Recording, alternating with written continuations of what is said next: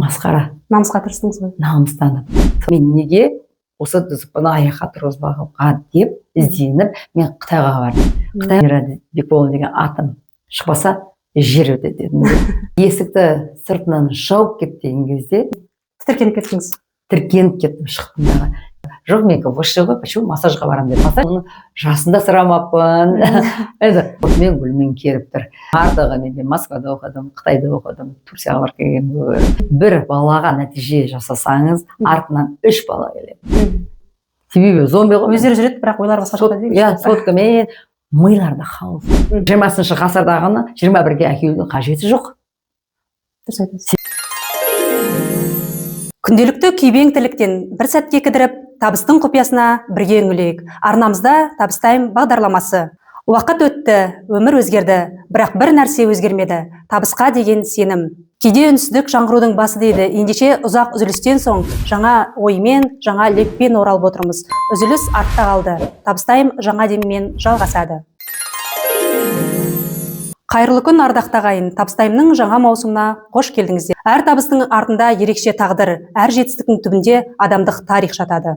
Бүгінгі бағдарламамыздың алғашқы бөлімінде қонағымыздың жан әлеміне үңіліп, оның өмір жолының алғашқы беттерін бірге парақтаймыз. Табыстайым бағдарламасының шығарылымында бүгін қонақта Беби массаж KZ массаж орталығының қалаушысы, 33 жылдық тәжірибесі бар дәрігер массажист маман Гүлмира Бекболовна. Арманды алға жетелеп, жігерді жанған оттай маздатқан, табыспен талпыныстың шамшырағына айналған табыстайым бағдарламасының тізгінінде мен Жанат Нұрсайынқызы. Экранның арғы жағындағы көрермен, арнамыздан алыстамаңыздар. Қызықты әрі пайдалы бағдарламаны бірге көріп, табысқа бірге жетейік. Гүлмира ханым, жобамыздың жаңа маусымына қош келдіңіз. Ендеше кезекті жеке тұлға айдарына берейік. Сұхбатқа дайынсыз ғой? Көңіл-күйіңіз қалай? Сәлеметсіздер ме? Әрине дайынмын. Сізбен кездескеніме өте қуаныштымын. Олай болса, өзіңізді таныстырып өтсеңіз, қай өңірде дүниеге келдіңіз, өзіңізді тәрбиелеген ата-анаңыз, отбасыңыз туралы айта кетсеңіз, жалпы балалық шағыңыз қалай өтті? Шымкент облысы, Түркістан қаласының тумасымын. Әкешім, айтып кететін болсам, әкеміз біздің скорыйда шофер болып жұмыс істеді, анам болса Ермеде лабораторияда болып жұмыс істеді. Семейде біз 9-біз, 2 ұл, 7 қызбыз. Енкеміз ағам, одан кейін 6 қыз, мен кейін інім, және сіңілім бар. 9-ымызда Құдайға шүкір әрқайсынікі әртүрлі профессияда. Келесі сұраққа өтейік. Оқушы Гүлмира қандай еді? Сабаққа ынталы ма едіңіз, әлде арманы биік бала ма едіңіз? Сол шақтарға бір сәтке шегініп, білім жолындағы алғашқы қадамдарыңызбен бөлісіп кетсеңіз. Мен бала шағым, мен 8 жасқа дейін шынымды айтсам 3-тен 4-тен оқыдым. Сабаққа деген ынта болған жоқ, бірақ менің арманым, мақсатым өте көп болды. Себебі 6 жастан бастап менің әкемнің қасында жүретін олмен барайыншы деп, сонда көп ауруларды көресің ғой енді. Көп жағдайларды көрдім, больницада көп былай қасында жүріп, неге барады ғой, енді выездерге барған кезде көрдім де, маған өзім ұнатып қалдым. Содан кейін өзім сол салаға кетсем бе деп армандадым. Медик болсам деп, енді дәрігер болсам екен деп армандадым де, ары қарай айтсам, енді 9 бала құрсақ көтергеннен кейін анамыздың енді денсаулығы мықты болды, бірақ аяқтары қақсайтын болған. Сол кезде мен уже 5 жастан бастап менің жұмысым тек қана аяқ уқылау болды. Массаж, тайский массаж дейді, сол сияқты. Ол кезде тайский массаж демейсің ғой, аяқпен басам арқасын, аяқтарын басам. Бірақ массаж жасаған кезде қалай ұнататындарға. Одан кейін өзім сабақты жаман оқысам да, шын айтқанда, бірақ мен осы врачтарға қарап, дәрігерге қарап, адам емдесем екен деп, содан баса менде қызығушылығым басталды. Арманыңыз биік болған екен. Аға, келесі сұраққа өтейік. Мектептен кейінгі білім жолыңыз қалай жалғасты? Мамандық таңдау сәті адам өміріндегі маңызды кезеңдердің бірі десек болады. Сіздің мамандығыңыз қалай? Жүрек таңдауы ма, әлде тағдыр таңдауы ма? Осы өзіңіздің таңдаған мамандығың жөніңізде айтып жүрек таңдауы деп айтуға болады. Себебі мен өте жақсы көремін қазірде. Мысалы, қазір уақытта жастар айтады ғой, мынаны мені әке-шешем заставить етті, грантқа түстім, оқу керек деп оқи салады, уақыттан өткізеді, қаншам. Маған да енді бізде обучение бар ғой мысалы массаждан, сол кезде тыңдасам әрқайсысының миссиясы өздері таппай жатыр. Дипломдары бар, біреу емес екеуден бар. И бізге келген кезде мен айтамын, неге сіздер өздеріңіз таңдауыңызға түспегенсіздер деп. Менің әке шешем осылай жастайды дейді да. Таңдауға түсіп кетіп, а мен ондай емес, мен өзімнікін жасайтын қыз болғам. Тағы да айтсам, менің әкем скорыйда шофер болып істеді бір бақи. Әкеміздің қасында ойнап жүретін тұғым. Кейде обед келген кезде мен барайыншы деп таласып, мен негізі бұзық болған кішкентайда мен деп сол кезде қызық маған. Сол скорыйда жүрген кезде енді адам тасиды ғой, мында тасиды, анда тасиды. Сол кезде мен уже өзім сол іздене бастадым, өзіме ұнай бастады. Негізі адамды емдеу, қарау деген қасиетінде болды ма білмеймін, өте жақсы көрдім. Және де мен уже 7 жасқа келген кезде айтатындығым, мен врач боламын, дәрігер боламын, адам емдеймін. Және сестрам бар енді. 3-ші сестрам Отахура деген, сол кісіге айтамын ғой. Мен Алматыға барып оқып, ары қарай Гүлмира Бекболова деген атамды шығарамын деген. Ол кісі күлетін, сенен басқа врач жоқ па, сенен басқа дәрігер жоқ па? Мүмкін емес. Алматы, ол кісі деген даже шын айтқанда Алматыға менен кейін келді ғой. Түркістанда жұмыс істеді, сол жақта оқуды бітірді. Ол кезде училище бітіретін ғой, ол кісі менде швейная болды. И сөйтіп менен кейін келді. Сол сестрам күлкімге всегда жылайтын, мен қашан Алматыға барамын, мен ерте кетіп қалған көрдіңіз бе? Сонда мамандығыңыз сол не ғой? Өзім ұнайтын мамандығым, жақсы көремін. Әлде де мысалы көбісі адасып жүреді ғой, мысалы бір мамандықты оқып алады да екінші мамандықты іздей бастайды, өзін таппайды. Қазіргі кезде бәрі айтады ғой, миссиям таппай жүрмін деп. Мен мысалы қазір қанша жасқа келсем де маған басқа салаға бар десе, мен бармас едім. Себебі мен өзімнің жақсы көретін салам. Түсінікті. Келесі сұраққа өтейік. Адам өмірінде екі таңдаудан қателеспеуі тиіс дейді. Бірі жар таңдау, екіншісі мамандық таңдау. Осындай тағылым сөз бар, иә? Осы орайда өзіңіздің өмірлік жарыңыз туралы сыр шертсеңіз, қандай азаматты өмірлік жолдас етіп таңдадыңыз? Қазір күйеуге шыққанда адаспадым деп ойлаймын. Себебі мен көп жүрген жоқпын. Мен өзім кеш шықтым тұрмысқа. 33-інде тұрмысқа шығып, 34-те босанған адам. Менің ұлым да, қызым да бар, Аллаға шүкір. Ал жар таңдағанда мен ол кісі бір көрдім де ғашық болып күйеуге шығарым. Өте керемет. Иә, оның ұнағаны, мен жатқан жер жайлы шешеме айтыппын ғой. Мен орысқа күйеуге шығамын деп, себебі олар сыйлайды, гүл береді, оқи береді, олар внимание көп береді деп. Шүкір, мен де жолдасым Петропавловская внимание өте көп береді. Көңілмен қарап отырады, ақ көңіл. Өте ақ көңіл. Және де жұмысы да істегенде тестейді. Мысалға көп жолдастарды уговорить етеді ғой, мысалы. Даже қазірдің өзінде оқуға бару, мысалы білім алып жатыр бірге да. Немесе тойға барған кезде анау ұнамайды деп, сондай характерлер болды, ондай емес. Ол кісі де мен сияқты. Мен де мысалға всегда позитивный, тезбін. Мысалы біреу маған 5-те тауға барамын деймін, бара саламын. Кешке кездесу деймін, кездесе салам. Өзім сияқты ақ көңіл жігіт кездесті, өзім бақыттым. Ризамын өмірге. Аллаға мың шүкір деп айта аламын. Ана болу әр әйелдің жүрегіне жылулық сыйлайтын ұлы мәртебе десек артық айтқандық емес. Сіз үшін ана тану қандай сезім? Балаларыңыз жайында айтып өтсеңіз, олардан үйренген, түйген өмірлік сабақтарыңыз бар ма? Өзім ұлым қазір 21-те. Аллаға шүкір ризамын, мың алғыс айтамын балама. Балам туралы айтатын болсам, өмірге келгенде, дүниеге келгенде, менде әкелер кезде аллергия болды. Сол аллергиямен өмірге келгеннен кейін балада ақау болды, ЗПР болды. Сол кезде кішкентай мен үшін айтқанда қиналдым. Себебі ана болғаннан кейін 2 жастан бастап бала енді шақырған кезде қарау керек болған. Көп сөйлем айтыр, жоқ дегенде бір 100 сөйлем айтыр. Біздің бала оны жасаған жоқ. Сол үшін кішкентай болса да мен жүгірдім. 2,5 жасында апарған кезде ПМПК-ға, ол кезде өзім дәрігер болған, бәрін біліп тұрмын ғой. Баламның құлағына антибиотик салған кезде әсер берген. Және де садикке барған кезде ит шығып қалып, содан қазір де иттен қорқады.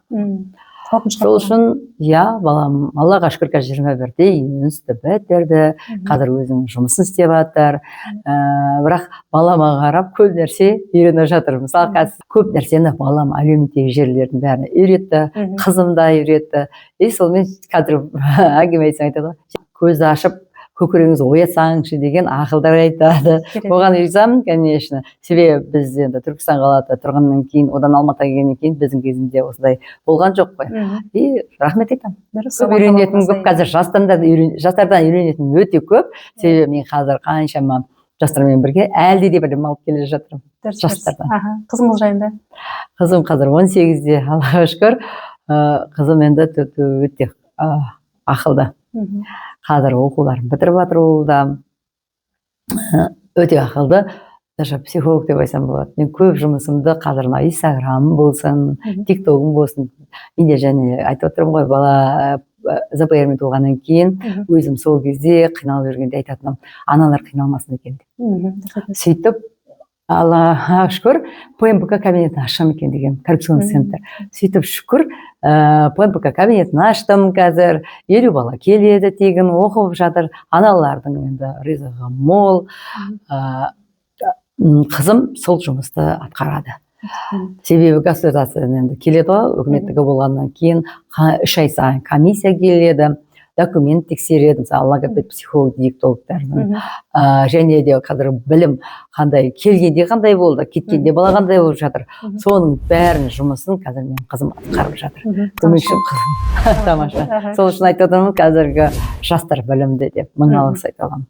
Дұрыс. Ризамын. Жеке өміріңізбен танысып шықтық. Мардымды толыққанды жауаптарыңыз үшін рахмет. Асыға күткен сәт те келіп жетті. Енді сіздерді бағдарламаның ең қызықты әрі ой салар бөлімі күтіп тұр.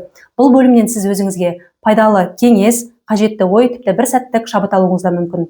Олай болса, бағдарламаны ары қарай жалғастыра отырып, кезекті не кәсіп айдарына берейік. Бұл бөлімде қонағымыздың таңдаған кәсібі, бұл салаға келу жолы және де осы салаға келгендегі маңызды кезеңдері туралы әңгіме өрбітетін боламыз. Массаждың шипасы тек қана қолда емес, жүректен шыққан ниетте дейді. Сол секілді біз де сұрақтарымызға жүректен шыққан шынайы жауап күтеміз. Олай болса, сұрақтарымызға өтсек. Бірінші сұрақ: осы кәсіпті таңдауға сізге не түрткі болды? Бұл саланы жүрек қалауымен таңдадыңыз ба? Әлде белгілі бір өмірлік жағдайлар әсер етті ме? Қазіргі таңда айналысып отырған кәсібіңізге қалай келгеніңіз жөнінде толығырақ айтып берсеңіз. Бұл жалаға мен сіз айтқандай итермейтін ештеңке болған жоқ, бірақ мен сізге айттым ғой, өзім қалауым, өзім жақсы көрдім. 6-шы класстан бастап ұнатқан арманым да мақсатым да осы болды. Және де бір қызығын айтсам, мен айттым ғой, 8-ші классқа дейін жаман оқыдым енді. 3-4 деген бағамен Алматыға келгеннен кейін, уже мақсат қойғаннан кейін жақсы оқи бастадым. Бірақ бірінші жылы мен түсе алмай қалдым. Түспегеннен кейін мен енді босқа жүргенше, осы өзім таңдаған салам ғой, ертең күні тастап кетпеу үшін болады ғой, енді ұнамай қиыншылықтарын көрейін деп, бірінші жылы мен санитарка болып жұмыс істедім. Екінші жылы түстім, мен институтқа түскен кезде мендікі 1 балл жетпей қалды да, Жембидің биологиясына түсіп тұрмын. Бірақ мен оны тағы да өзім Жембиде оқығым келген жоқ биологияны, маған керек болған тек қана медицина, осы дәрігер болғаннан кейін мен колледжге түсіп кеттім. Лечебный дело фельдшерді бітірдім, 4 жыл 6 ай оқып. Оның өзінде де мен больницадан шықпай, 12 больницада жұмыс істеп, кешкісін 5-тен бастап 6-ға дейін ночь жұмыс істедім. Мен уже 8-ші айдан бастап справка апарып беріп, ол кезде медсестра жетіспейді, медсестра болып жұмыс істей бастадым. И маған ұнағаннан кейін осы лечебный делоны бітіріп фельдшерді, одан кейін ары қарай высшийді бітірдім. Бірақ мен больницадан шығып көрген жоқпын. Мен уже диплом алып болғаннан кейін мен анам, енді мен суббота сен сутка істеймін ғой, 1 сутка істеп 2 күн демаламыз ол кезде. И анам көріп айтады, мен түсінемін дейді да, мен ол кезде опыт үшін істеп жатырмын. Себебі практика басқа ғой, теория басқа ғой, то есть теория басқа, практика басқа. Сол үшін маған практика көп керек болу үшін мен больницадан шықпай бүкіл дәрігерлігімді бітірдім. Одан кейін анамыз біздікі сутка істеген қиын, ол деген 1 суткаңыз 10 жылғы өміріңді алады. Енді өзіңіз ойлаңызшы, жизнь дегенің сол. Ұйқы жоқ түнімен, ауруларды білесіз, астын келген аурулар келеді. Мысалы, смена түстің 5-тен бастап, келесі 6-ға дейін бізде деген тревога. Потому что ол жерде экстренныйда да жұмыс істедік, урологияда істедік, травматологияда істедік, көрдіңіз бе, гинекологияда істедік. Сол кезде өте қиын ауруға пациенттер келгенден кейін ұйықтамай да өтетін аяқтан күндерім тік бар. жүресіздер, иә? Соны көріп анамыз сіз енді уақытың келді ғой, 30-дан асып бара жатсың ғой деген сияқты. Енді ол кезде 25-27 ма, сол кезде 27 ғой, уақытың өтіп жатыр, жасың өтіп жатыр, қыз бала деген тұрмысқа шығу керек деп айтты дағы. Сутканы тастап, күндіз істейтін поликлиникаға барсаңыз деді. Сонымен поликлиникаға келдім, поликлиникада жұмыс істедім, өте жақсы екен шынында да. Түнгі ұйқың тыныш, жүрегің тыныш дегенде, сөйтіп детский поликлиника нөмір 4-ші емханада жұмыс істедім. Ол жерде педиатр болып жұмыс істеп отқаныма бір 3 ай болған жоқ. Хирургтармен дос болып кеттім. Дамир Кішкене деген кісі бар. Сол кісімен мықты дос болып кеттім. Еще невропатолог Сәулеседен деген кісі болатын. Сол кезде дос болып жүрдік. Сосын Дамир Кішкене деген кісі поликлиникада хирург болып жұмыс істейді, ортопед болып, және түстен кейін массажға барады екен. Ал мен өзім жақсы көремін массажды. Кабинетінде уақыт болады ғой, бос кезде кіріп әңгіме айтып отырған кезде көбінесе ана қолдарына 3 жастағылар 2 жас сындырып келсе гипсімен шешіп, өзіне қызық шешіп, еще оны суға салыңыздар, ваннаға істеу керек, одан кейін ЛФК жасаңыздар деп жаңағыдай көп ақыл айтқан сен дәрігер маған деген, неге сен массажистке өтіп кетпейсің деп. Сосын мен деген тұрдым да, жоқ менікі высший ғой, почему массажға барам деп. Массаж енді шын айтқанда сестринский делонікі ғой, бұл чем дело бітіргендер солардікі. И ол кісі айтты, өмірде бәрі болуы мүмкін деді, бірақ сіздің қолыңыздан тек қана баланы жаңа массаж жасаған бәрі ұнап қалды дейді. Мен больше өліп тұрсыз ғой дейді, рентгенде талдап тұрмын мысалға сен себебін травматология істегеннен кейін сіз массажға ауысып кетсеңізші деп. Сосын мен өзіме ұнағаннан кейін көп аналарды сұрай бастады, сіз массаж істейсіз ба, үйге келіп істеп беріңізші деп. Себебі ол кезде поликлиникада тегін, бірақ жазылып келетін тұғын. Оған очередь күтеді екен, 3 ай немесе 6 ай. Одан кейін неге оқымасқа деп сол кісіні тыңдап, колледжге барып, біз РМК-ға барып оқитындығымыз қайтадан. Біздің негізі сабағымыз 3 ай массаж саласы бар. Үйретеді, первый помощь бәрін үйретеді. Все равно ол кезде сертификат уже уақыт өткеннен кейін тағы да барып алдындағы емен массаж саласына кете бастадым. Бірінші массаж меніңкі Русый массаж болды, себебі регистратураға барып айтқам ғой, мен массажистпін. Енді маған жұмыс жасау керек, ары қарай алып кету керек. Ол кезде мен массажистке емеспін, просто өзімнің кабинетінде жұмыс істеп жатқам. Сол кезде бір үлкен кісі звондапты, массажист керек деді, маған берді. Мен оны жасында сұрамаппын. Жасында ештеңе сұрамаған, қуанғам ғой, ой жақсы болды ғой деп. Ал негізі мен өзім племянник-племянницаларымды массаж жасай беремін. Сонымен барсам үлкен кісі екен, бірақ жасадым. Ол кісі операциядан шыққан екен, почкасына операция жасаған, уже отек аяғының бәрі. И оған массаж бергеннен кейін мен уже сол үлкенді бірінші жасадым, 10 күн батасын алдым, рахметін алдым. Себебі үлкен кісі сезініп сізге рахмет айтқаннан кейін сіз уже кішкентай баладан сұрай алмайсың ғой, олар кішкентай әлі да, сөйлей алмайды, мысалы ол айтпайсың, саған жақсы болып отыр ма, жаман болып отыр ма деп. Сол үшін эмоциясын бәрін көзден көрсетеді олар мысалға. Жылап көрсетеді, айғайлап көрсетеді, ашумен көрсетеді, ұйықтамаса да жылауы мүмкін. Оның себептері көп қой, қарны ашса да жылауы мүмкін. Сол үшін мен білмеймін ғой, қай жерде спазм болып жатқан. Сөйтіп ол кісі батасын бергенде, одан ары қарай мен уже кішкентай балаларды алып жұмыс істей бердім. Бірақ мен ең мың алғыс айтатыным, Аллаға бірінші алғымды айтқым келеді. Екінші Дамир Кішкене хирург ортопедке, ал үшінші Сәулеседен невропатологқа. Мың рахмет. Ондай кісілер аз қазір, себебі олар білімін больше берді. Ертең что балаға результат болу үшін. Көрдіңіз бе? Сол үшін мен сол больницадан шықпағаннан кейін ба өзім жақсымды көремін. Енді де қазірде жұмыс істесем, результат болмаса, мен үшін қиындау. Әрине енді бәрі Аллада ғой, әрекет жасап жатқан сияқтымын, әрекет бар жерде, берекет бар дейді. Әрекет бізден, нәтиже Алладан дейді ғой. Көбінесе айтамыз ғой енді, аурудың алдын алу керек деп, ауырып дегенше ауырмайтын жол іздеңіздер деп, мен соны алдын ала зерттеп, осылай жүре бастадым. Дұрыс. Келесі сұраққа көшейік. Кәсіптегі алғашқы қадамдарыңызда қандай қиындықтар мен қуаныштар болды? Сізді алға жетелеген күш не еді? Соған тоқталып кетсеңіз. Негізі мен оқып алдым. Айттым ғой, үлкен кісіні жасадым. Одан жаймен кабинетте Дамир Кішкене бала бере бастады. Оны уже емдей бастадым. Невропатологта көмектесе бастадым. Ол кезде бізде дегенің мынадай ақауы қазір кезде мысалы аутизм, даун, ДЦП көбейіп туып кетті ғой, ЗПР-лерде. Ал ол кезде біздің кезімізде тек қана легкий гипоксия болатын. Жай әшейін азға от деген жетіспеген болатын. Ол кезде мынау дисплазия деген аз болатын, кровая шея деген аз болатын тұрған, және де мына вальс вару деген аз болатын. Шын айтқанда бәрі мықты болатын, аналар мықты болатын, денсаулықтары мықты болатын. Одан кейін қазіргі кезде шын айтқанда қарап тұрсаңыз әлсіреп кетті ғой. Аналардың бәрі қазір босанып жатыр, өздеріңіз көріп жүрсе, ананың бәрінде анемия көбінесе, қандай да ақау болса емдемей, даже тісін жақсылап емдемегенмен, қазір балалардың бәрі ақаумен толып жатыр. Қазір сау бала дегеннің бір 20%-ын көретін шығармыз, 80%-ы ақаумен толып жатыр, әртүрлі аурумен.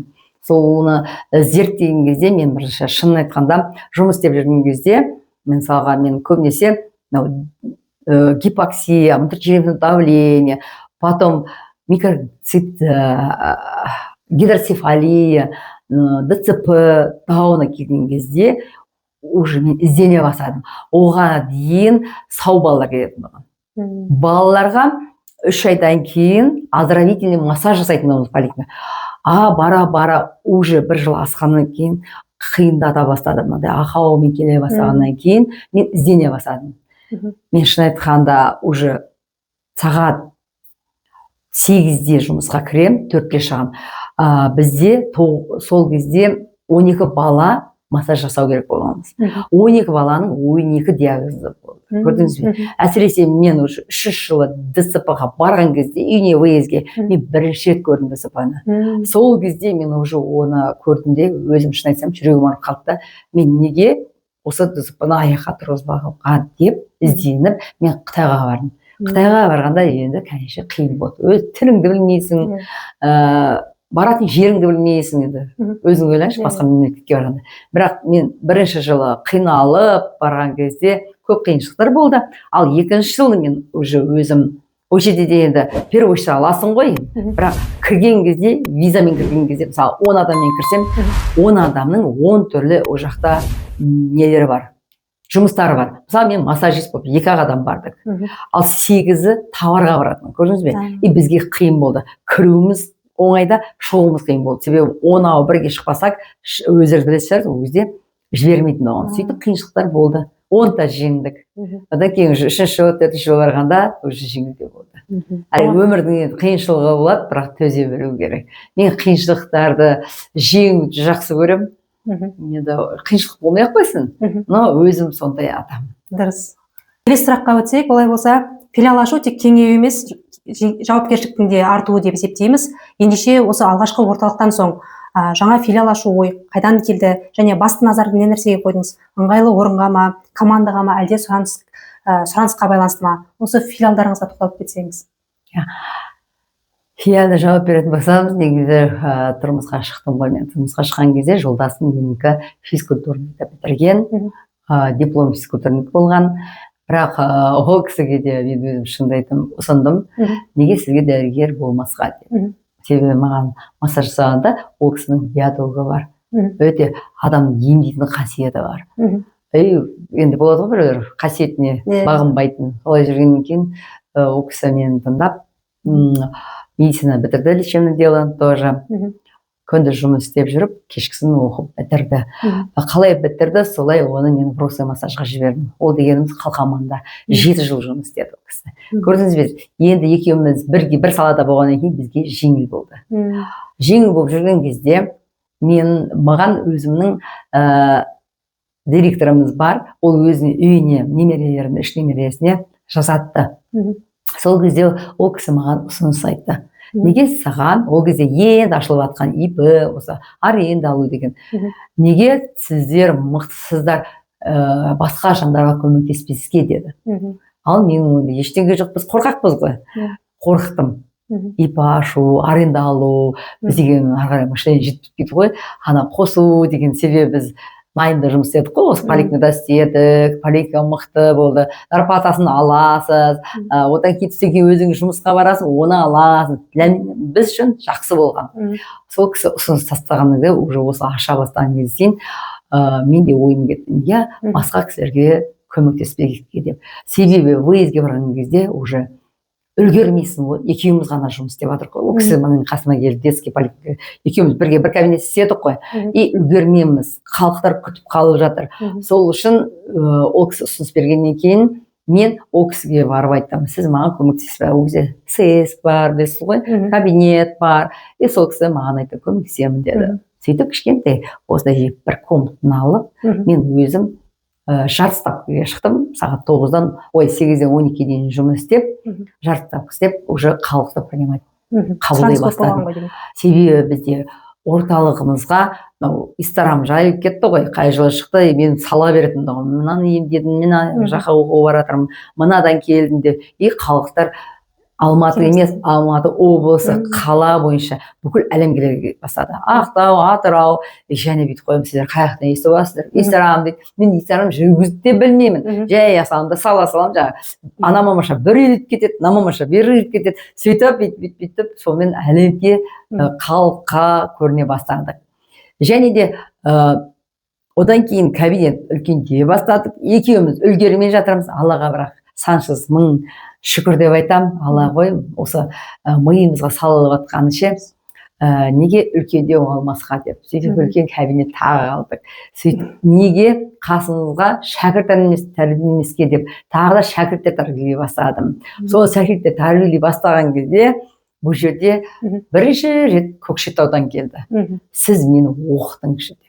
Мен айтам, мен мұғалім емеспін, мен оқыта алмаймын көрім. Мен де сіз сияқты дәрігермін ғой, сіз оқытатын жер бар, колледжге бар, оқыңыз деймін ғой. Ол жақта кукламе үйретеді дейді. А сіз баламе үйретесіз ғой деді. Сәбимен қолыңызда тұр ғой деген кезде ойланып, үйге келіп жолдасыма айтам. Сол кезде айтсам, жолдасым айтады, ой, бұл көреді, біз қалай сертификат береміз, қалай оған ары қарай қолдау береміз, біз білмейміз ғой деді. Сол кезде жаңа директор айтты, мен сізді осындай оқытатын жермен келісеміз, сол кісілер сіздер оқытасыздар, сертификатты олар береді. И солай біз жұмыс істеп бастадық. Және де бір қызығы, мен сөйтіп неғып жатқанда звондайды ғой, частный.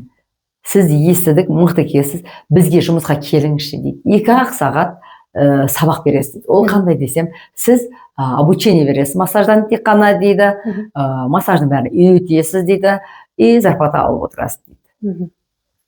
Ары қарай 2 сағаттан кейін сіз өзі боссыз дейді. Мен айтам, мен мұғалім емеспін ғой. И бардым анатомияны оқып отырмын да, керек нәрселерді оқып жатырмын массажға.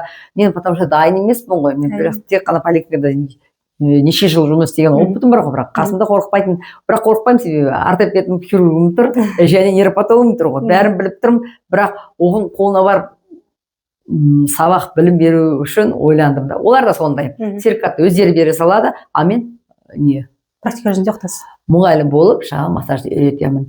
И жолдасым айтты, давай біреуге істедік қой еді. Неше жыл өзімізге істейікші. Лучше мына кісімен жүре берейік. Осы кісі бәрі жауап беріп жатыр, сертификат беріп жатыр, государство сізге не керек деді. Сонымен уже бастадық. Сөйтіп ары қарай дөңгелеміз, арбамыз сүйреп жүрдік. Қазір таңда неше орталық бар сізде? Қазір Алматы қаласында 4-еу, біреу ПМПК. Қазір ЗПРЗ-ге аштым, құдайға шүкір, тегін. Коррекциондық түзету орталығы, орталығы бар. Керемет. Келесі сұраққа өтейік. Ендеше, сіздің массаж оқыту орталығыңыз бар екен білеміз. Осы орайда 10 мыңнан аса нәтижеге жеткен шәкірттеріңізбен қалай оқытып шықтыңыз сол кісілерді? Жалпы оқу барысы қалай өтеді? Офлайн форматта ма, әлде қашықтан оқыту онлайн жүйесі бар ма? Негізі менде көбінесе офлайн. Онлайн тоже жасап көрдім, когда ковид болған кезде, Аллаға шүкір, мыңдаған шәкірттерім сатып алды. Және де мен бірінші уже офлайн бүкіл Қазақстанға кетіп баратқанда, потому что көбісі келе алмады. И мен Қазақстан сұраныс көп болғаннан кейін мен шыға бастадым. Ақтау, Ақтөбе, Қызылорда, осы ары қарай Қарағанды деген сияқты шыға бастаған кезде Қызылордада Әлия деген кісі бар, өзімен жасты. Сол кісінің оқиғасын айтып берейін. Ол кісі енді мен оқытқан кезде кәдімгідей жоғарғы бағада барып оқыттым ғой. 10 оқушы жиналды, ол кісілер жиналғаннан кейін мен оқыттым. И соңғы 10-шы күні торт мен гүлмен келіп тұр. Мен Қызылордада білім беретін сіз сияқты дәрежелі дәрігермін. Бірақ мен енді қазақтарда кішкентай бағасын санайды ғой, сіз дегені 10 оқушы шәкірт жинап алдыңыз, ал мен болсам 7-8 оқытамын, немесе 5 оқытамын, қалай ол деп. Сіздің оқуыңыз қай жағы? Менен енді біз салыстырады ғой, артығы қай жақта деп. Мен айтам, артығы мен Москвада оқыдым, Қытайда оқыдым, Турцияға барып келгенмін. И өзімнің авторлық методикам бар. Себебі мен көбінесе тяжелый ДЦП-ларды аяққа қойғаным бар. Көбінесе, және де оларды шын айтқанда бала жүріп кеткен бақытты ғой, анасы бақытты, өзінде ана болғаннан кейін көп жыладым ғой, баламда да болды ақау, сол үшін ол бала анашы жыламасын деп мен көбінесе тегін жасайтын. Мынау нәтижеге көп жасайтын, нәтижеге. Сол нәтижеден шыққаннан кейін авторский курсымен барып, өзім қосқаным бар, жан-жақтан алғаным бар, сөйтіп соның бәрін қосып, мыңдаған шәкірттер тәрбиелегеннен кейін қорықпай онлайнда жіберген. Ол кісі мен онлайн сатып алып рахметін айтпам. Мен де ол кісіге мың алғыс айтам. Себебі бұл жерде дұшпандар айтады ғой енді. Даже жақынын айтпайды ғой. Сол кезде сұрағам, сол кісі рахметін айтып, айтады, онлайн мен қарап шықтым, өте мықты екен деп. Бірақ көбінесе мен офлайн жасағаным жақсы. Себебі бұл жерде бала ғой, бұл жерде адам ғой, организмі, ол мысалға машина емес, или қағаз емес қой, жасаған қағаздың орнына біреу қойып, или сынған нәрсені орнына қою мүмкін емес қой. Тәжірибе жүзінде тек қана мен офлайн жасаймын, әлде де офлайн жасаймын. Мен бұл жерде санға жұмыс істемеймін, сапаға жұмыс істеймін. Дұрыс, көзбен көріп, қолмен ұстап. Және де қаншама ананың көз жасына қалмау керек. Себебі қазір көріп отырсыздар ғой, мына уақытымызда аналардың көбісі ақаумен туған кезде көбінесе дәрігерден көріп жатыр да. Мен ол кісілерге айтатын, дәрігерден көрмеңіздер. Себебі мынау организм сіздікі. Сіздікі. Мынау әдемілік сіздікі. Табиғат берген әдемілікті, ішіңіздегі бәр дүниеңізді Алла тағала берді ғой. Бірақ сізге әңгіме айтып тұрып, сіз маған көбінесе айта алмайсыз ғой. Сіздің тісіңіз ауырса, мен мысалға оны сезбеймін. Өйткені менің денеме. Себебі ол сіз сезіп тұрсыз. Адам баласы одан өтпей, мысалға көп нәрсені түсінбеуі мүмкін. Мысалға маған біреу тісім ауырып тұр десе, өзім представлять етемін. Тісімді жұлдырдым десе, демалу керек, себебі ол деген іріңдеп кетуі мүмкін. Бізде жұлдырып алады да жұмысқа жүре береді, көрдіңіз бе? Ол ертеңгі инфекция, вирус, өзіне ертеңгі ангина хронический болуы, может быть, ол гнать етіп, почка зарезать ететін, бәрін түсінбейді олар. И сол үшін Аллаһтағы не істейді? Өзін жақсы көрмеген адам деп ойлаймын да, өзіне қарамаған адам, ол біреу қарамайды ғой. Кейде былай қарасам ренжіп отырады да көп ата-аналар да. Бірақ бәрі де топырақ шашпаймын. Бірақ өзің организм, мысалы почкасы ауырып жатыр ма, неврология сияқты, мысалы нервный шерп болады ғой, мысалы қысып қалады, спазм болады. И соның бәрін врачқа келген кезде ойлаймын, айналайын, ол невроз ғой. Өз нервші істеген нәрсең ғой. Сәл болса да врачқа анығын, шындығын айтпайды ғой. И врач отырады, анализін тексереді. И біз іздеген мысалға бірақ анализ беріп те отырады ғой. Негізі шетелде білесіз бе? Бір жері ауырса, бүкіл жерін тексеріп чекапқа жібереді. Бізде құлақ десе құлақты жүре береді. Мен кезде баламда болған, мұрын деп едім, ой, аденойды алып тастау керек деп. Оказывается, менің баламда, мен айттым ғой, антибиотик салған кезде құлағына әсер берген екен. И құлағында мен бассейнге жіберіп қойған ғой 3 жаста. Қарасаңыз бұл жерде бір связано да. 3 жаста неге жіберген кезде бассейнге өзімше ойлаған ғой. Біз кішкентай бассейнге барған жоқпыз, мысалға, коньки тепкен жоқ. Оның бәрі арман. И мен соның бәрін кішкентайынан уже берген ғой, тез қабылдасын деп. Сөйтсем құлағына атит болып, ол деген антибиотик құйғанда пробка болып, құлағы даже 30% естімеген халге барған екен ғой. Когда маған аденозды ал деп неған кезде, рентген жасады, мен алдырайын деп жатқан кезде 3 врачқа, всегда мен 3 врачқа барам. И сол шын айтқанда үшеуін айтатын, ой, қазір келе сал, ақшаңды төлей сал, жасаймын, жарты сағаттан кейін бала деген наркоздан тұрады, 1 сағаттан кейін ұйықтап, болды, бәрі жақсы болады дейді. Төбеше. Одан кейін не болады? Одан кейін асылып кете ма? Оны ешкім білмейді ғой. И содан кейін мен всегда асылып кететін жағын білемін де. И өзім көрдім ғой больницада көбірек. И сол үшін жүргенде бір күні доктор Михайловна деген институтқа барсам, как раз Россиядан келіп жатыр екен. Сол кезде түстім де барсам, бізде и құлақта да проблема, и мұрында да проблема бар. Себебі салдарымен жұмыс істедіңіз. Екеуіне биопсия таптыртып, міне шүкір екеуінде жасаттым. Сонда мынандай пробка болған екен. Оны операцияда алып, осындай трубочка қояды. Ол жарты жылдан кейін ол жарылып кетеді, сөйтіп құлағы естіп, тоже осындай жаңағы қуаныштарға жеттім. Қараңызшы, сонда Алла тағала егер мен деп жаңағыдай бәрі платно ғой, шын айтқан, біз всегда оңай жолына жүгіре саламыз ғой, уақыт жоқ, жұмыстамыз, мені больницадан жібермейді, қанша 12 бала, мынақты өзім балам бар, күнде 20 балам барам ғой, мысалы, соны қимай, балаларды қимай, өз балама көрдіңіз бе, кішкентай болса да, анау тезірек платно істей салайыншы дегенге жүгіріп, бірақ шүкір больничный алып жаңағы баламды емдетіп, жаңа екеуін бірге істегенде Аллаға мың шүкір деймін. Сол себептен бізде Қазақстанда мысалға құлаққа жүгірмеу керек, ол үшін мұрынға да жүгіру керек, ангинаға жүгіру керек, и полный шкаф істеген кезде бәрі шығады. Керемет. Сондайды жіберіп алмаса екен деп ойлаймын. Келесі сұраққа көшейік. Ендеше өзіңіз білім алып үнемі ізденіс үстінде жүретін адамсыз. Сіздің қандай біліктілікпен білімдеріңіз бар? Біліміңізді қалай жетілдіріп отырасыз? Осы жөнінде айта кетсеңіз. Иә, одан кейін тәрбиелеп шәкірттер. Шынын айтқанда менде в основном врачтарды алдым деп айттым ғой. Мен қалқамандада ашқан кезінде бір қалқаманды жауып, біз қазір шулады істеп жатыр екен.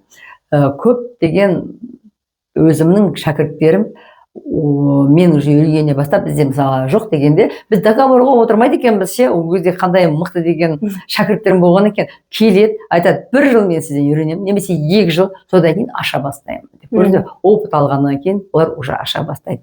Қазір мысалы жан жақта оқыған шәкірттерім көп. Жақында да Қарағандыға барып келдім, жақында да Талғардан аштым, мысалы есіктен ашқан шәкіртім 2 Талғардан ашып жатыр, көрдіңіз бе? Уже шәкірттерім қайта ашып жатыр, ризамын. Ол білімнің арқасынан. Мен мысалы білімді отырған жоқпын. Мысалы мен бірінші оқыған кезде үй алған жоқпын, машина алған жоқпын, мен білімге сала бердім. Мысалы Қытайға бару да оңай емес, Түркияға бару, Россияда бару оңай емес. Қандай оқу керек, соның бәрін оқимын. Әлге дейін оқимын ғой. Табысыңызды инвестиция отырасыз, иә? Обязательно. Әрине. Және де қазір мысалы қараңыз, остеопат шығып жатыр. Остеопатты да оқып жатырмын. Матernатогенез деді, оны да оқып жатырмын. Массаж деді, бүкілін оқып жатырмын. Заманға сай. Себебі заманға сай тоқтамау керекпін. Оқы деген ғой. Әлде де оқып жатырмын, қазір күледі ғой маған. Даже мен логопед центрін ашып, логопед, психолог, дефектолог үшеуін де оқып алдым. АФК-сында. Себебі оны мен жұмысқа алар кезде мен көп нәрсені білмеймін ғой мысалы. Сол үшін ол да енді мысалы біздің қазіргі массажды дұрыс жасамағаннан ЗПР болуы да мүмкін. Ол да себебі бар, көрдіңіздер ме? Біздің қазір массажист көппіз. Ауру да көп қой. Байқадыңыз ба? Ақау да шығып. Біздің кезде айтып тұрмын ғой. Біздің кезінде тек қана легкий степень гипоксия, легкий степень дисплазия, легкий степень кровошея болды. Қазір бізді оны вальгус, варус көбейіп кетті. Байқайсыздар ма? Кровошея. Мысалы үшін өте біз мына аурулар зерттеп тапқан сайын, қаншама білім алып оққан сайын, қазір балалар да сол заманға қарай ақаулар көбейіп жатыр. Біздің кезінде ЗПР болмайтын, ЗР, Дауна деген болмайтын, аутизм болмайтын. Қазір көбейіп кетті, көрдіңіз бе? Заманына сай оқып жатыр, білім алып жатыр. Менің тек қана қандай білім? Бірінші әкеп, өзім шәкіртімне беремін. Шәкірттерім, міне қазір оқытып атқандарым, ары қарай тарқап, ары қарай білімін алып кете беремін. Өзіңіз де жан-жақты білім алып қоймай, өзіңіздің шәкірттеріңізге де жан-жақты білім беріп отырсыз? Иә, мен шәкірттерімді де оқытып отырамын. Мен жалғыз өзім бара бермеймін, шәкірттерімді де оқытып отырамын, потому что олардың уақыттары өтіп жатыр, сертификаттары жаңа оқуға мен оларды да жіберіп отырамын. Енді шетелге жіберу деген оңай емес, оған өзім барып келемін. Шындығын айтсам, өзім барып шәкірттерімді әкеп, ары қарай оқытып отырамын. Дұрыс, керемет. Қызметкерлерді таңдаудағы басты талап сізде қандай? Өзіңіздің орталықтан білім алған болу міндетті ме? Қазіргі таңда қанша қызметкерді жұмыспен қамтып отырсыз? Командаңыздағы мамандардың қай қасиеттеріне мән бересіз? Осы жөнінде айтып кетсеңіз. Өзінде қаншама қызметкерлерім бар, санын айтпай-ақ қояйын, Аллаға шүкір, уездге де барады, үйлеріне де барады, центрлерінде отыр. Ол кісілердің көбісі поликлиникада массажист болып істегендер. Және де мен олардан менікін оқисың, сосын жұмыс істейсің деген жоқ. Жоқ. Оларда себебі ізденген адамдар, оларда да қаншама сертификаты бар. Келген кезде, бірақ бір рет мен оны оқытып аламын. өзіміз бірге жұмысқа алмас бұрын, жұмысқа алмас бұрын. Және де өздерінің білетін тәжірибелерін қараймын. Қандай қасиетіне мән бересіз? Мен жұмысқа алған кезде өздерінің қаншама өздерін бағалайды, қаншама өздерін жақсы көреді, және де қаншама адамға деген ниеттері бар. Адам жүрегімен, ниетімен істейтін болса, ол бала қандай ақау болса да тез емделеді. Жүрекпен емдегені керек дейсіз? Жүрекпен емдегені. Келесі сұраққа өтейік. Қазіргі таңда балалардың арасында диагноздар өте көп. Бұлшықет тонусының бұзылыстары, гипотонус, гипертонус және тірек қимыл қозғалыстарының кешеуілдеуі, бала уақытында басын ұстамау, айналмау және де еңбектемеу деген секілді, және де одан бөлек дисплазия, жаңа сіз айтып отырған жамбас буындарының дұрыс жетілмеуі, кривошея, мойын бұлшықетінің қисаюы, ЗПР, психикалық дамуының тежелуі, ЗРР, сөйлеу дамуының тежелуі, ішек қарын мәселелері, колики бар, іш қату бар, және де иммунитет әлсіздігі, баланың жиырма ауратуы, ұйқының нашарлауы деген секілді көптеген диагноздар бар. Осындай қиын диагноздармен қалай жұмыс жасап жатырсыздар? Сол жайында айтып беріңізші. Енді өздеріңіздер естіп жатсыздар ғой, массаж номер 1 дегенде, біздің қазіргі қызметкерлеріміздің бәрінің дәрігер білімдері бар, 10 жылдан жоғарылар, олардыңқы ең бізде қиын мәселе мынау гипоксия, дисплазия, мысалға асқынулары бар, оның бәрін айтып тұрмын ғой, біз үшін гипоксия, внутричерепное давление, кровошея, дисплазия деген біз үшін ол оңай деп айтуға болады. Ол тез емделетін. Ол мысалға 3-ші курстан, 1 курс, 2-ші, 3-ші курстан, мысалға 6 айдан бастап келеді. Көп десе бізде жан-жақтан келеді 6 айда. 3 айға дейін баланың басын көтеруі, аунауы, это норма физически.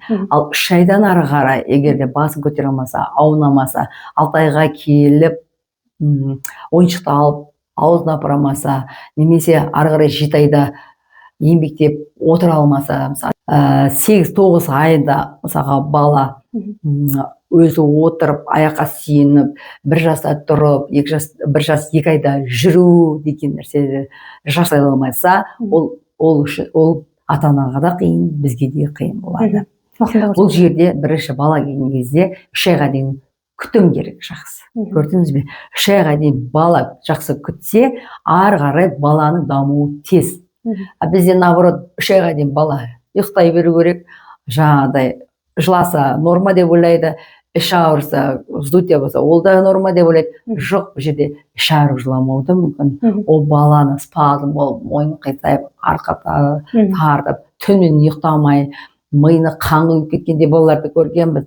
Сол үшін 3 айға дейін баланы көбінесе дәрігерлер норма деп береді. Бірақ оны шешесі жақсы күтім жасайтын болса, ары қарай ақау болмауы да мүмкін.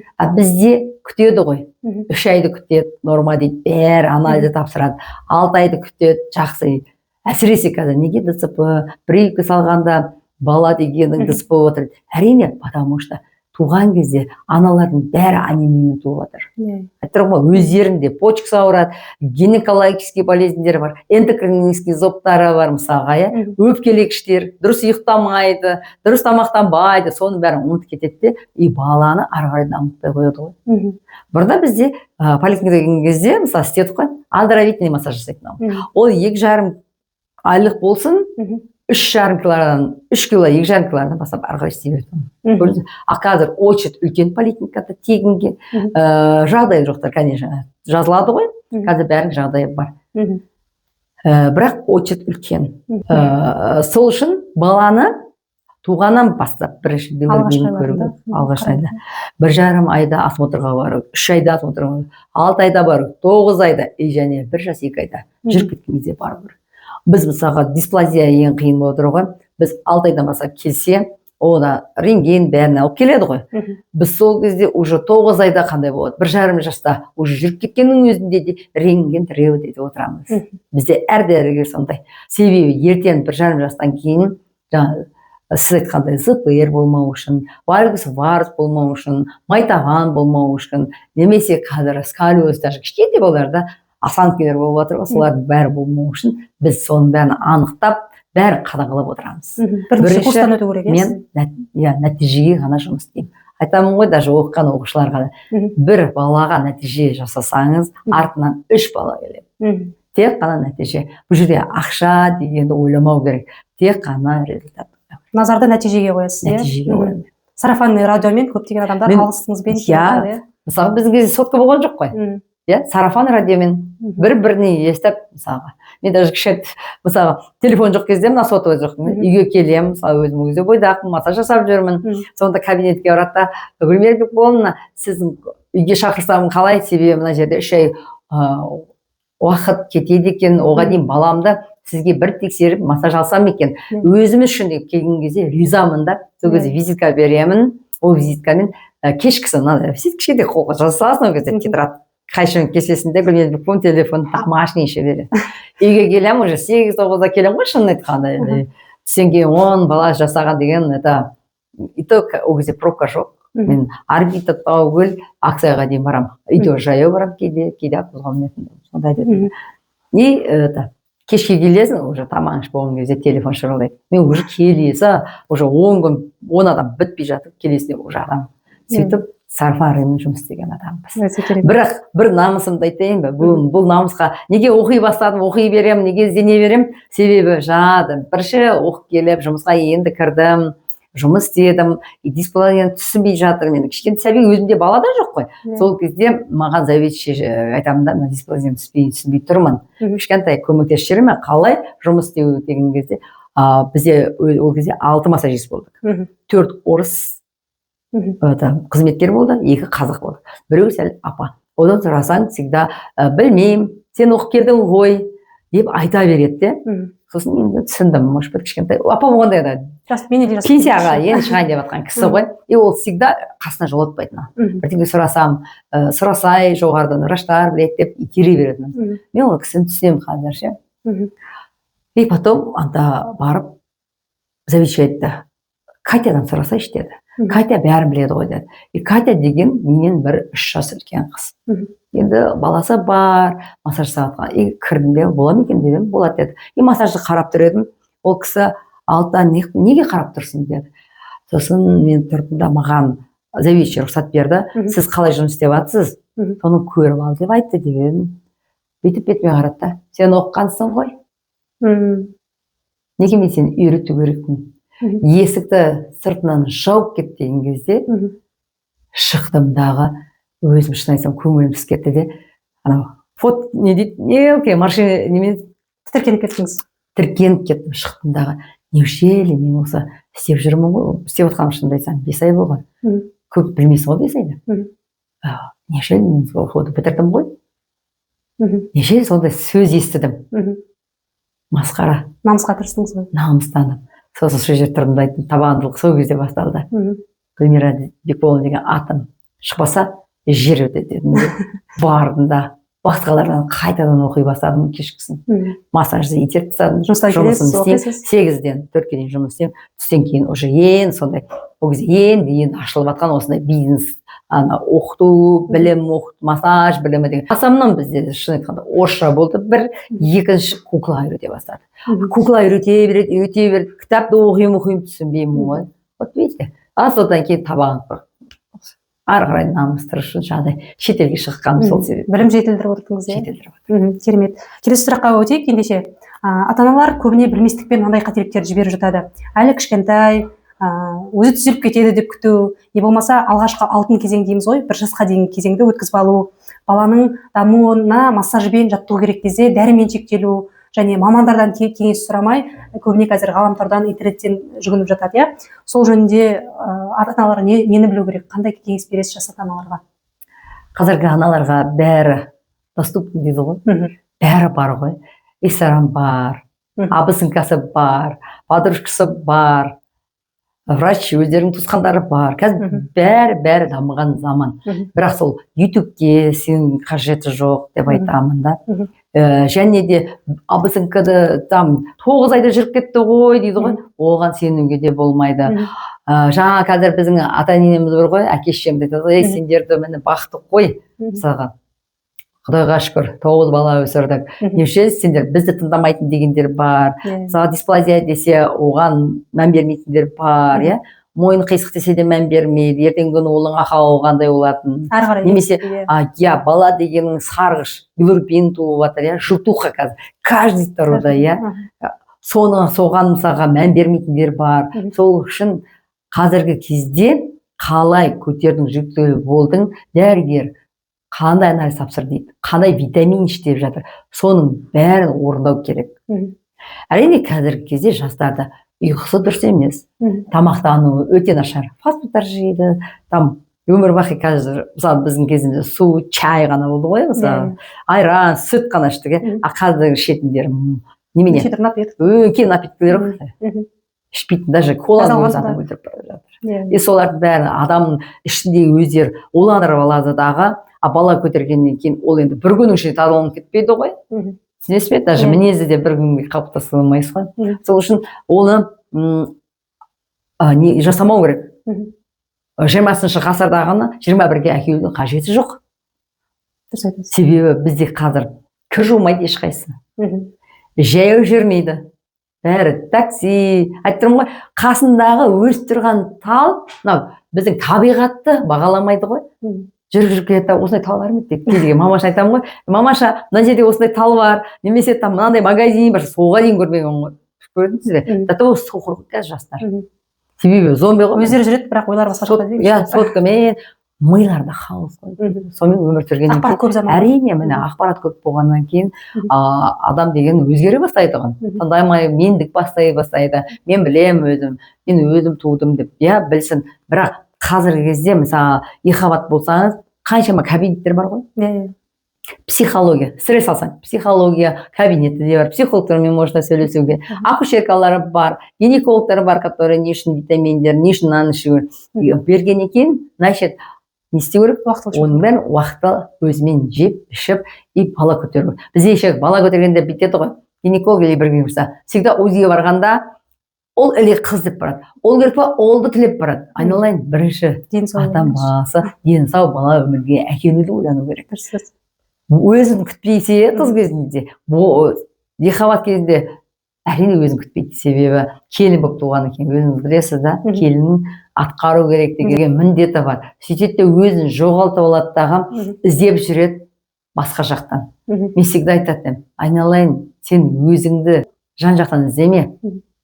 Бірінші өзіңді тәрбиеле, өзің денсаулығың жасап, ары қарай біреуге кеңес айтасың ба? Кейде келеді ғой, ойбай, кеңесшілер өте көп. Қазіргі мамашылар білмейтіндері жоқ қой. Сосын аралап отырамын да айтамын, сізге врач болу керек еді деймін. Себебі көріп отырсыз ғой. Тез ақпаратты, жан жақтан ақпаратты алғанды айта салады. Мен сол үшін айтатынмын жастарға. Жан жақта ақпаратқа сенбеңіздер, реклама сенбеңіздер деп жатырмын да. Сіздер мамандыққа көрсетіңіз. Мысалға, поликлиникада мамандыққа үлгермесең, көбісі платныйға барады, платныйға үлгерген кейін бесплатныйға барып, екеуін теңестіріп көруге болады. Болашақ ұрпаққа кәсіп таңдауда қандай кеңес берер едіңіз? Негізі өзіңізге, жүрегіңізге қандай қалауыңыз бар, соны оқып бітіргеніңіз жақсы.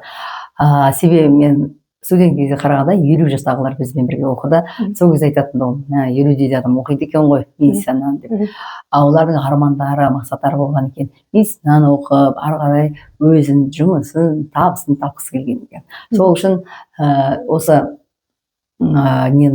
әке-шешелеріңіз оқытқан, грантқа түстім, сол маған болады деген болмайды екен. Сол үшін жүректен таңдаған білімдеріңізге барғандарыңыз дұрыс. Рахмет сізге. Гүлмира ханым, сізден алынған мардымды жауаптар үшін алғыс білдіреміз. Айтылған әрбір сөз экранның ар жағындағы көрермендерге жүректеріне жетті деп ойлаймыз. Құрметті көрермен, ал сіз қандай мамандық таңдап, қазір қандай салада жұмыс жасайсыз, еңбек жолыңызбен бөлісіп өтсеңіз, бұл басқа адамдарға шабыт болуы мүмкін. Комментарий қалдырып кетіңіздер. Ал енді келесі бөлім жұмыс барысы айдарына кезек берсек, бұл бөлімде қонағымыздың күнделікті қызметіне тереңірек үңіліп, массаж орталығының жұмыстарының тыныс-тіршілігімен танысатын боламыз. Сөзден іске, кәсіптің тынысын көзбен көріп, жүрекпен сезінейік. Назарларыңызға шағын видеоролик ұсынамыз. Лүпілдеріңізді аямай басып, қолдап отырыңыздар.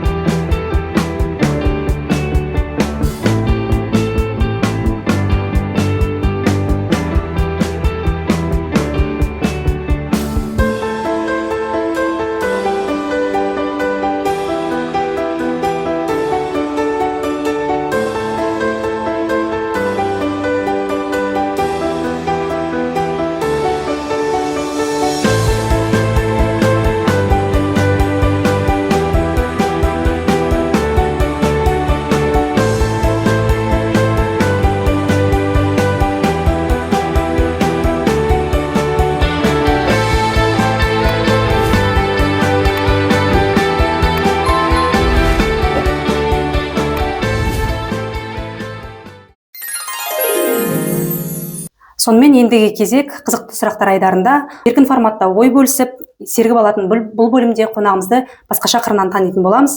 Гүлмира ханым, енді сізді бұрын соңды қойылмаған ерекше сұрақтар күтіп тұр. Қалай жауап беруге дайынсыз ба? Дайынмын. Ендеше кеттік. Қандай тілдерде еркін сөйлегіңіз келеді? Не себепті? Еркін сөйлегім келеді. Орысша, қазақша, английский. Себебі шетелге көп шыққан кезде кейде қысыламыз. Жарайды. Егер қандай да бір кітап жазсаңыз, қалай аталмақ кітабыңыз?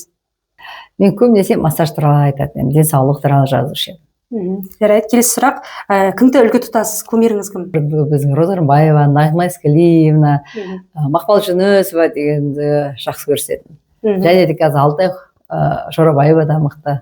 Жақсы. Күні бойы тек бір сөз айтуға тура келсе, ол сөз қандай болар еді? Ол кезде енді үлкендердің ақылдарын тыңдап, жарайды деп жүре беруге болады. Керемет. Қай заманда өмір сүргіңіз келеді? Өткен бе, болашақ па? Болашақ заман. Бір апта бойы телефонсыз жүруге дайынсыз ба? Дайынмын. Егер 10 жыл бұрынғы өзіңізге бір кеңес берсеңіз, ол қандай болар еді? Көбірек оқып, білімдерді алып, және де көбінесе осы қазіргі кезде мен бассейн, би, йоганы қосып отырмын ғой. Солардың бәрін сол кезде істеп жасап, алдын ала өзіміздің өмірімізді ауырмайтын халге жетелейтін алдын ала. Сіздің өміріңіздегі ең үлкен қателік қандай? Бір қателік ертерек күйеуге шығады. Кеш шықсам да өкінбеймін, бірақ сол кезде қазір мысалға қатарластарымның уже немерелері бар. Мүмкіндік болса ертерек тұрмысқа шығар едіңіз. Ертерек күйеуге шығады. Бірақ өкінбеймін. Жарайды. Сізді таңғы 5-те төсектен тұрғызатын жалғыз себеп? Ол өзімнің денсаулығыма қарау. Сізге тыныш атмосферадағы жеке кешкі ас ұнай ма, әлде достармен өтетін көңілді кешкі ас ұнай ма? Көңілді өтетін кешкі. Табысты болғысы келетін адамға қандай үш кеңес бересіз? Таңертең ерте ояну, білімді жетілдіріп отыру, және де нәтиже үшін еңбек ету. Керемет. Сізге арналған сұрақтар осымен тәмам. Әсерлі әңгімеңіз бен толыққанды жауаптарыңыз үшін рахмет. Кәсібіңіз берекелі болсын, табысты болыңыз, нәтижелі еңбектеріңізбен бізді қуантып, елдің алғысына бөленіп жүре беріңіз. Гүлмира Бекболовна, осы табыстайым үшін арнайы уақыт бөліп сұхбаттасқаныңыз үшін рахмет. Гүл сізге арналады. Осылай гүлге жайнап жүре беріңіз. Рахмет сізге де. Сіздер де дамый беріңіз, көркейе беріңіздер. Елдің сүйікті ұлы мен қызы бола беріңіз. Армандарыңызға жете беріңіз. Рахмет көп. Табыс ерте тұрған адамға келеді деп есептеледі. Жоқ, табыс жақсы көңіл күйде оянған адамға келеді. Ендеше қымбатты көрермен, таң болсын, мейлі кеш болсын, күннің қай уағында да жақсы көңіл күймен жүріңіздер. Әрдайым көтеріңкі көңіл күйде жүрсеңіздер, бастаған істеріңіз оңға басады дей келе, бүгінгі табыстайым бағдарламамыздың шығарылымын тәмамдаймыз. Пайдасы тиесін деген достарыңыз болса, видеомен бөлісіп кетіңіздер, арнамызға тіркеліп алыңыздар, және келесі шығарылымда қандай кәсіп түрімен бөліскенімді қалайсыздар. Келесі қонақ кім болсын, комментарийға жазып кетіңіздер. Мен болған мен Жанат Нұрсайынқызы, және де ББ Массаж KZ массаж орталығының қалаушысы Гүлмира Бекболовна. Табыстайымның жаңа шығарылымында жаңа қонақ, жаңа кәсіп, жаңа табыс түрімен танысқыңыз келсе, кезекті шығарылымын жіберіп алмаңыздар. Келесі кездескенше қымбатты көрермен, сау болыңыздар.